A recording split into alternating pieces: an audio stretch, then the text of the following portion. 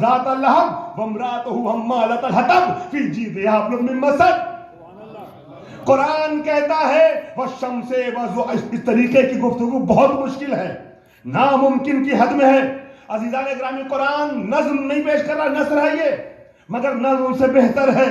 والشمس وضحاها والقمر اذا تلاها والنهار اذا جلاها والليل اذا يغشاها والسماء وما بناها والارض وما طحاها ونفس وما سواها والهمها فجورها وتقواها قد افلح من زكاها وقد خاب من دساها كذبت ثمود بتقواها اذ انبعث اشقاها فقال لهم رسول الله ناقة الله وسقياها فكذبوه فعقروها فدمدم عليهم ربهم بذنبهم فسواها ولا يخاف عقباها۔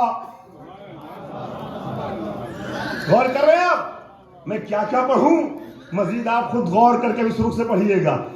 یہ انداز جب آیا نا تو پھر عرب نے یہ مان لیا کہ یہ اس بشر کا کلام نہیں ہو سکتا جس نے ابھی تک ایک شعر پیش نہیں کیا، یہ وہی کہہ سکتا ہے جس نے اس کو بھیجا ہے۔ غور کر رہے ہیں؟ تو عزیزان محترم، نبی اکرم کے لیے جو لفظ آیا ہے ما علمناہ الشعر ولا ينبغی لہ، ہم نے شعر سکھایا بھی نہیں اور ان کے لیے سزاوار بھی نہیں ہے، اس مفہوم کو سمجھنا اسی طریقے سے مشکل ہے جیسے امی والی آیت کو سمجھنا مشکل ہے۔ جس طریقے سے امی والی آیت کو سمجھنے کے لیے انسان کو کچھ غور و فکر کی ضرورت پڑے گی، اسی طریقے سے اس آیت کو سمجھنا۔ تو آپ کے سامنے میں نے تمہید استوار کر دی کہ نبی جس زمانے میں آئے ہیں وہ ماحول ایسا ہے، وہ شاعری ایسی ہوتی تھی، اور نبی کو جو کلام پیش کرنا تھا اس بات کے اور نبی کے دعوے کی صداقت کی بنیاد پر یہ دو آیتیں قرآن میں آئیں۔ ورنہ اب جو ماحول شاعری کا تھا اس شاعری کے انداز کو نبی سے جڑے ہوئے افراد نے بدلا ہے، اس کا رنگ تبدیل کیا ہے۔ چنانچہ ہم دیکھتے ہیں کہ نبی کے زمانے میں نبی سے جڑے ہوئے افراد نے، نبی سے مرتبط افراد نے کم سے کم دو شخصیتیں ایسی آئیں جنہوں نے اس طرز شاعری کو تبدیل کیا۔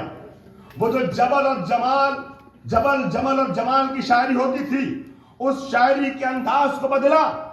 ایک باپ تھا اور ایک بیٹا تھا۔ توجہ چاہ رہا ہوں میں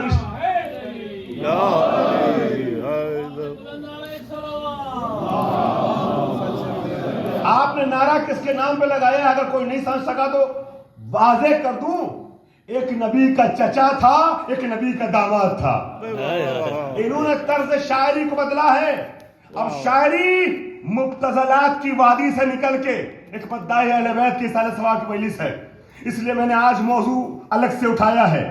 اب شاعری مبتذلات کی وادی سے نکل کے معرفت کی وادی میں داخل ہوتی ہے، معنویات کی وادی میں داخل ہوتی ہے، اور اہل بیت کے سلسلے میں، رسول اور آل رسول کے سلسلے میں شاعری وہ عیب نہیں ہے جس کی مذمت ہوئی ہے، وہ حسن ہے جس کی تعریف ہوئی ہے، جس کی ستائش کی گئی ہے۔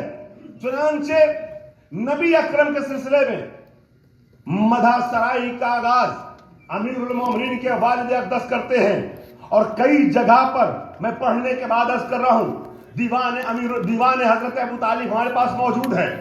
عزیزان گرامی، دیوان ابو طالب میں ایک دو مقام پر نہیں، کئی مقامات پر نبی اکرم کی مدح پر مشتمل اشعار پائے جاتے ہیں۔